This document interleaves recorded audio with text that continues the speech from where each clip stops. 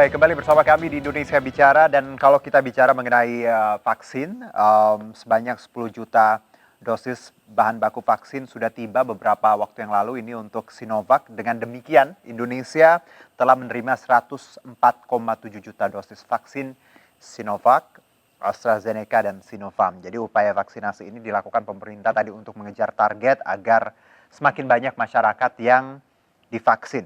Karena kita tahu herd immunity itu yang ditargetkan pemerintah meskipun banyak juga pro dan kontra.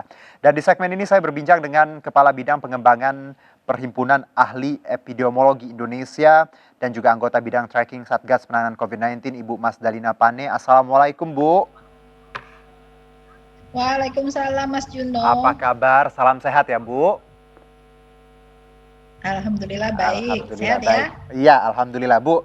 Kita bicara penanganan COVID untuk saat ini. Kita tahu angka ya ini bukan yang kita harapkan, tapi sudah diperingatkan beberapa waktu yang lalu agar mobilitas dijaga, masker harus tetap dipakai gitu. Akhirnya angkanya sekarang melonjak seperti ini. Ibu Mas Dalina sendiri bagaimana melihat kondisi penanganan COVID untuk saat ini di tanah air? Ya, jadi sebenarnya kenaikan kasusnya itu sudah berlangsung 10 minggu ya. Baik. Jadi bukan baru 2-3 minggu ini. Memang kenaikan cukup tinggi di di 2-3 minggu belakangan. Tapi membandingkannya jangan pas hari raya. Angka di hari raya itu turun semua, testing turun, kasus turun, semua turun. Memang ada kenaikan cukup signifikan tapi tidak di seluruh wilayah Indonesia. Dan kenaikan itu di atas 10.000 sudah berlangsung selama 1 minggu. Prediksi boleh dilakukan, tetapi kemudian adalah apa yang harus kita lakukan untuk mengantisipasi prediksi tersebut. Apakah kita diam saja sampai prediksi itu terbukti, ataukah kita melakukan banyak intervensi untuk menurunkan prediksi kita gitu. Kan targetnya adalah flatten the curve atau melandaikan kurva gitu ya. Jadi kalau sudah diketahui akan naik kan harusnya ada intervensi dong untuk melandaikan kurva gitu. Oke. Dan kalau Anda lihat langkah pemerintah untuk saat ini untuk melandaikan kurva bahwa tadi ya kita tahu PPKM Mikro untuk Jakarta dan beberapa wilayah juga, apakah ini sudah tepat atau ada tambahan, Bu?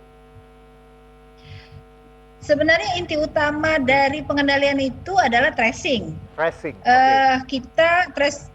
Tracing itu bukan cuma sekedar mencari kontak erat saja sebanyak-banyaknya, tetapi yang terutama adalah melakukan containment. Bagaimana mereka diisolasi dan dikarantina begitu ya. Selama tracing tidak dilakukan, kita pesimis bahwa ini akan kita bisa selesaikan dalam waktu cepat. Kalau kita hanya berorientasi di hilir, nambah tempat tidur, tambah rumah sakit, tambah fasilitas, tambah tenaga kesehatan, mau sampai kapan begitu ya? Karena itu upaya agar tidak banyak kasus yang mengalir ke hilir itu harus dicegahnya di hulu. Saya kira hampir semua ahli sepakat dengan itu ya, mencegah di hulu itu memang merupakan bagian dari upaya kita. Mencegah di hulu itu bukan cuma ketika kasus sudah masuk di Indonesia, mencegah di hulu lebih hulu lagi ketika sumber dari mutasi-mutasi virus baru ini, kalau saya sih melihatnya ini lebih banyak didominasi kontribusi dari mutasi virus baru sih sebenarnya ya.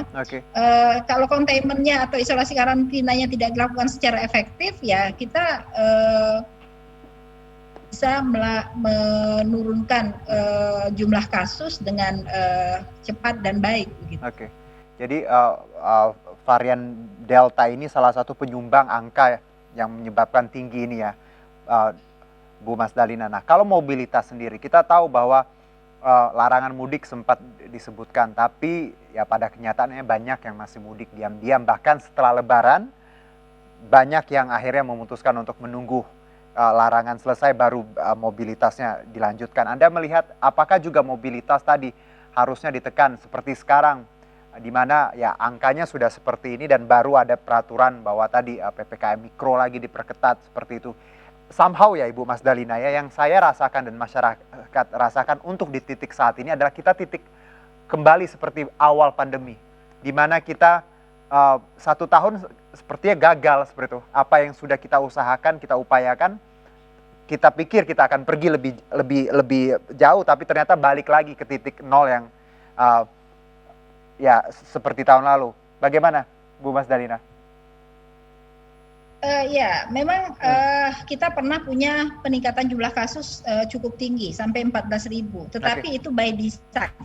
Dan itu artinya itu yang ketika program tracing ada, kita membuktikan estimasi atau prediksi para ahli yang menyatakan bahwa di bawah itu kasus sebenarnya 3 atau 4 kali lebih tinggi dibandingkan apa yang diumumkan pemerintah.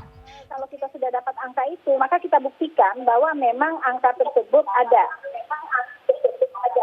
Kemudian dengan program tracing, kita dapatkan bahwa kenaikan jumlah kasus tersebut memang 3 kali lipat dari baseline. Baseline-nya 33.000.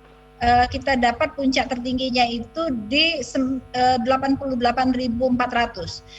Setelah itu kita lakukan containment, jadi bukan cuma sekedar membuktikan prediksi, kemudian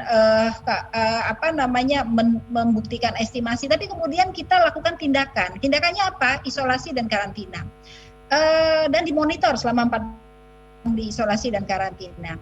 Dan setelah itu kan kasus turun sangat jauh sekali ya, sampai 10 minggu.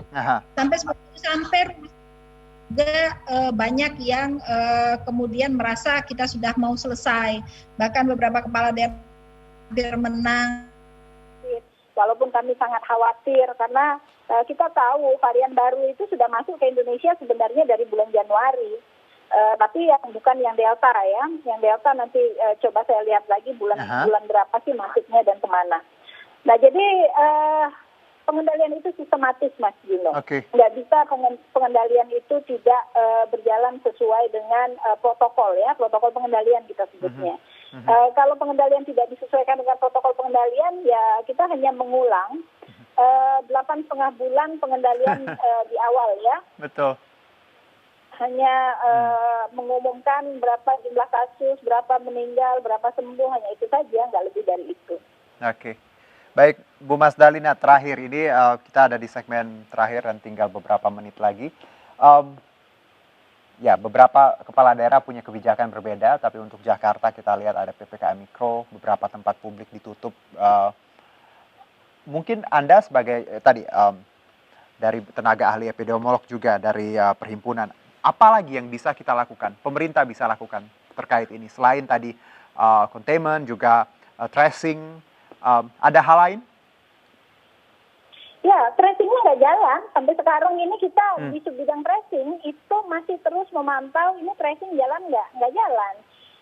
Tetapi ya kalau dikatakan apakah ada hal lain, tentu vaksinasi merupakan salah satu upaya untuk juga melindungi ya para warga negara kita dari infeksi COVID. Vaksinasi salah satunya. Tetapi yang terutama ini yang nggak jalan sampai sekarang ini tracing. Itu yang. Jadi mungkin secara secara keilmuan orang-orang menganggap apa sih tracing cuma nyatet siapa kontak erat saja gitu. Jadi nggak terlalu aneh ya. Tapi ya kita tunggu saja sampai kemudian kita menyadari bahwa apakah memang benar tracing ini yang menyebabkan atau mengendalikan pandemi ini begitu.